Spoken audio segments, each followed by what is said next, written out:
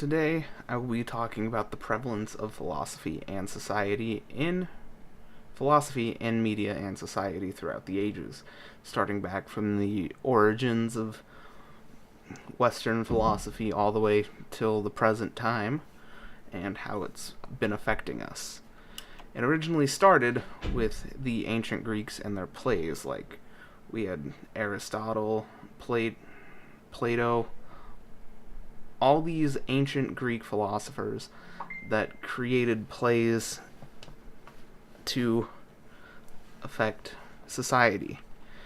And then in early literature, we had people like Rene Descartes, who was also a mathematician, and Friedrich Nietzsche, who both of them experimented with the idea of philosophy and published books on said philosophy, although back then literature was much harder to come by.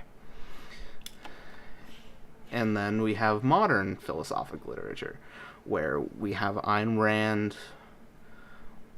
and a bunch of other authors that have affected how society even functions. There have also been quite a few movies that have also portrayed many different sides of philosophy, like The Matrix and Blade Runner, for instance, both of which have had great impact on society, but also had a deep philosophical purpose. And then we've also had video games affect philosophy and portray philosophy, like Bioshock and Nier Automata. Bioshock was objectivism with Ayn Rand, and Nier Automata was existentialism, specifically quoting Friedrich Nietzsche. We also have used philosophy in advertising, which is a good selling point. That's how you influence people. Not even just by that, there's also literary techniques which are built on the basis of philosophy. These philosophical ideas heavily influence every single person who has ever existed on the planet. Looking at an advertisement, you will feel some way because there is some sort of philosophy behind that advertisement. Every idea out there has a basis in philosophy. And then going on to people's ideologies, there are many sects of philosophy that are common beliefs to people. That itself is actually fairly interesting, because everybody can have their own ideals without, contradicting society in any way, shape, or form. With, like, objectivism. Objectivism is where basically the person receives the fruit of their labor. You did the work, you get the prize. It's the exact opposite to Marxism and all of that.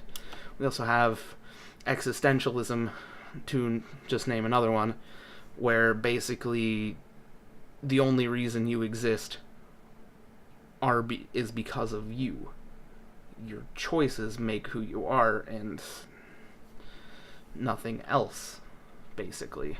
Then we have political philosophy. The main one is Marxism that has been practiced, and Marxism is the basis for communism.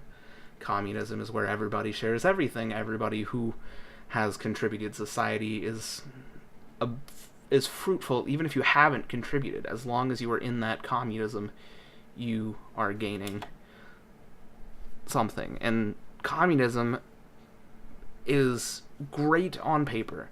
However, in real life, it is far from that. Like, there were so many famines in Russia and the Ukraine because of communism and communal farms. Then we also have information campaigns against certain ideologies. Like, there was the whole Red Scare back in the 1920s and 1930s, all the way up through the Cold War, basically saying that communism is sheer evil, even though the idea of communism isn't. Just the people who are doing it, they might not even be evil. But the Red Scare was a major information campaign on communism and Marxism. Because why not? It's just different, and that's why people didn't like it. And then there's all the opposing ideals of people in political philosophy. Two different groups of a nation could be focused under something completely different. And that is where a lot of political conflict comes from. That is why we have different branches of political sides. Then there's also how effective that philosophy and media is. And it's honestly extremely effective. Everything needs to have a basis in philosophy for it to be something noteworthy. Because otherwise it's just baseless. Then there's also how people have enjoyed media that have portrayed this. And if you look at pieces of media that have a philosophical basis and ones that do not, the ones that have a philosophical basis tend to have a much greater following. It also helps output how people feel about it. Then we have the intrinsic value of philosophy. This is basically the importance of philosophy to society. The philosophy is the basis for everything. Everything is built on a certain ideology or philosophy. And that is why every single piece of philosophy is effective within society.